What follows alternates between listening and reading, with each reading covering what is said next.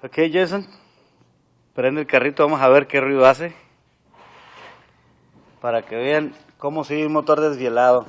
Y el tiradero de aceite que tiene. Dale. Traca, traca, traca.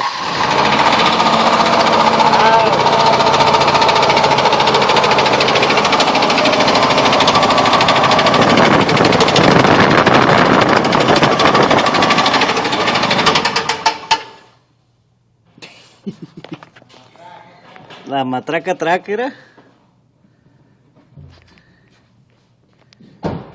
Es la ratita, güey, también falta la ratita. Mira. Tiradero de aceite. Déjame olvidar la ratita, güey. No. No podemos dar comerciales en este video. Está todo bañado en aceite para acá, ¿era? Hombre. Todo bañado en aceite. Es que rica. Y esta biela, se zafó una biela y lo que pasó, quebró el bloque, lo picó para los dos lados, porque el otro lado también está pasando lo mismo. Acá también tiene un tiradero de aceite.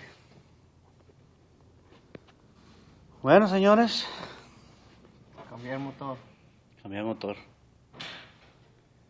Es un 2.3 y como Ford Ranger, pero no podemos dar ni las placas ni el emblema que trae ni la compañía, porque eso sería... A ver, señor Ricardo, ¿qué nos puede decir sobre esto?